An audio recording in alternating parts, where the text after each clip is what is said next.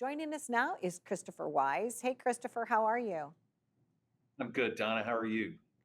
Fabulous. So, we both have a friend in common, Scott Sexton. And whenever I'm doing the show, I always ask him, I'm like, Scott, do you have any like really cool guests? And he sent me you. And so you must be pretty cool. Uh, why did you start your musical journey, Christopher? How did this like all come about for you? Yeah, I was a business guy. I was an advertising guy for a long time and did PR and advertising and was a musician as a kid, but I got away from it. And then about 20 years ago, I ended up singing in a cover band. Somebody heard me sing and said, "Hey, we need a front man." And we sang blues. I started singing there. I eventually learned to play the harmonica in Mississippi and met some guys there who were just great blues musicians. We hit it off, and a good friend of mine, mentor and producer of my two albums, Ralph Carter, I met him there. He used to write songs and play with Eddie Money. And so he's kind of been around the block, and he said, "Hey, Chris, you got to start writing music, and we're going to make a record someday." And by golly, we did. So I put a band together to go into the studio. We recorded the album. I thought that was maybe as far as we'd get, but then it took off, and here we are. We've got a second album out in less than a year, and we've been on charts all over the world, so it's going great. I know who charts with like 9 things out of the 13. I'm like, what is going on in your journey? I don't know if like you were born under a lucky star, Christopher. So it's Christopher Wyze and the Tellers, right? And who are some of the Tellers? Well, the Tellers, it's really interesting. The original Tellers were guys I met on a Monday morning in a studio in Muscle Shoals. And so it was just a bunch of studio players. But today we've played a grand total of 2 shows, which is a little bit crazy. We're not a touring band, we're really a recording artist band, and we have a record label. And so it's actually been about 10 or 12 different people who have played as tellers.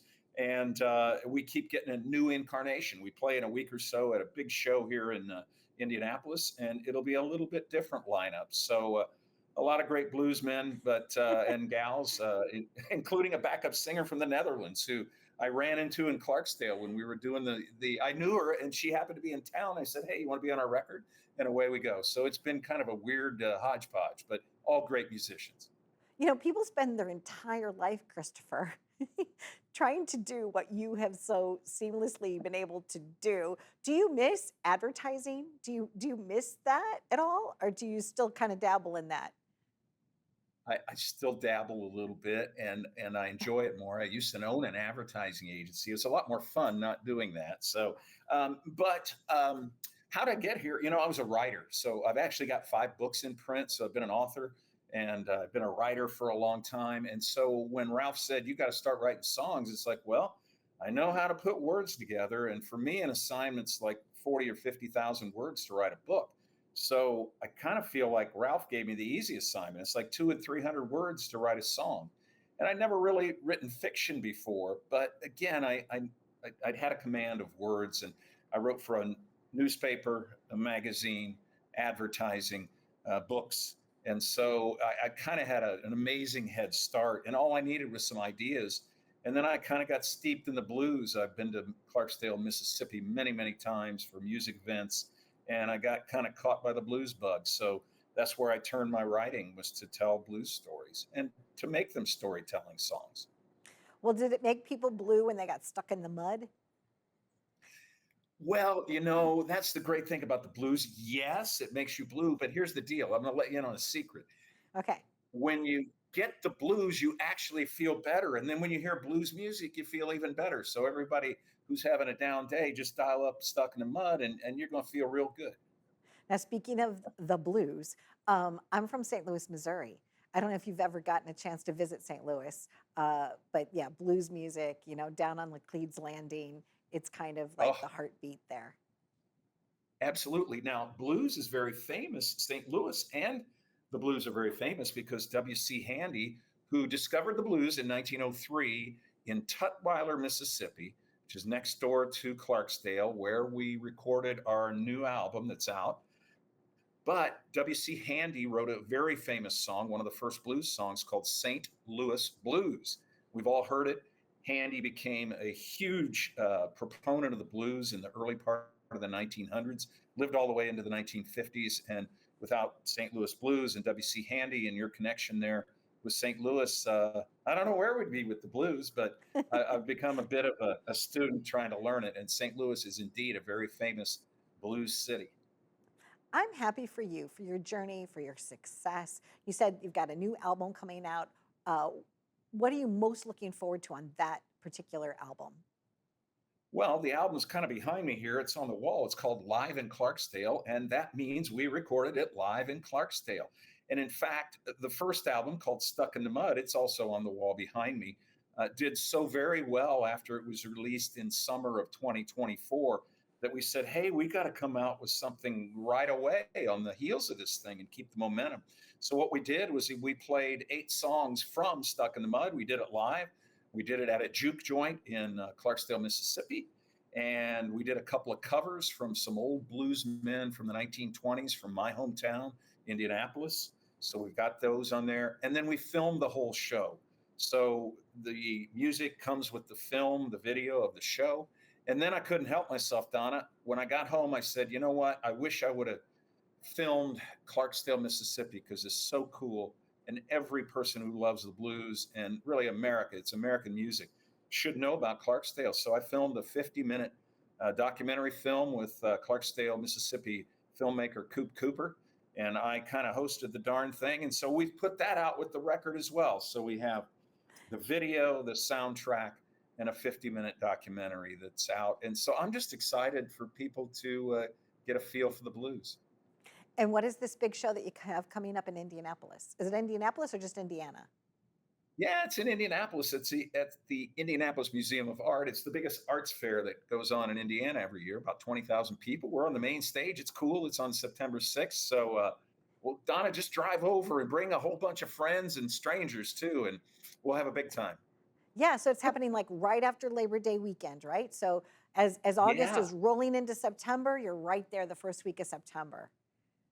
I Yes, think I and might be it's available. nice and humid here, just like it was in St. Louis. It's very humid there. It's very humid here, but hey, we'll fire it up a little bit of blues music too. Absolutely. I thank you so much. Congratulations. Like I said, this is fabulous. You're an inspiration for people to just do it. And if somebody walks up to you and says, you know what, I think you got something, kid, just like they did to you, Christopher, we should listen to that voice when somebody comes up and taps us and says, you know what, but continued success. It sounds amazing. And I really thank you for joining us. Thanks for letting me be on. Great to be with you. You're welcome. So Clarksdale, if you don't know where Clarksdale is, Google it. But then you can also just listen to Christopher Wyze, and their new album is coming up now. Be well.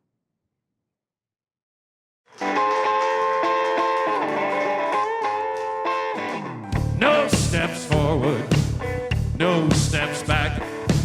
Struggle now and have a heart attack. Broken, busted, I don't have a dime. I'm going down slow, Lord, I'm doing my time. After the flood, I'm stuck in the mud. Stuck in the mud. I said I'm stuck in the mud.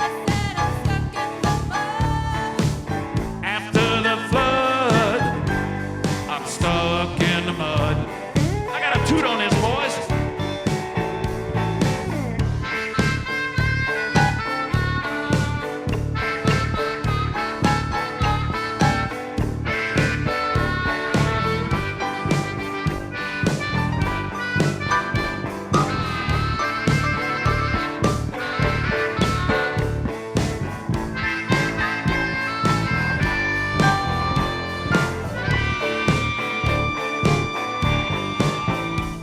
Stuck in the mud.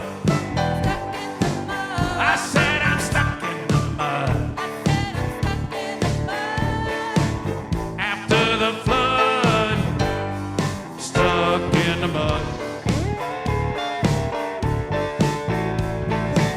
Tried and tried, ain't nothing brewing, nothing to show, but my undoing pulls you down below, under the ground, nowhere to go.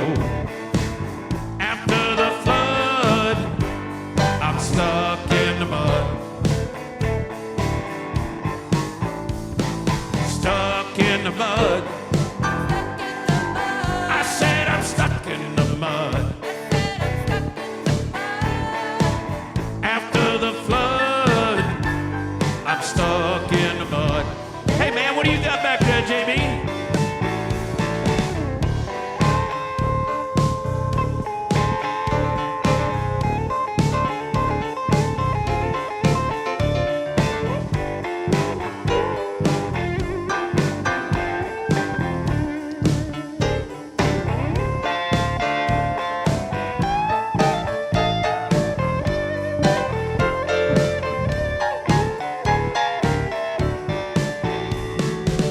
Out of gas, I admit.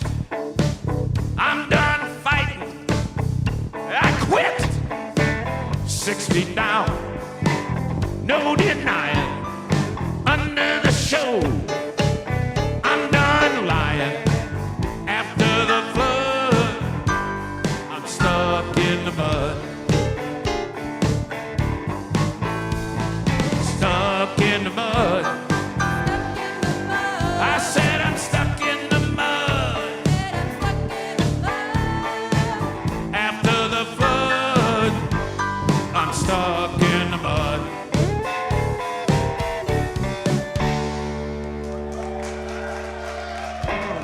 Oh man, we are stuck in the mud. My goodness.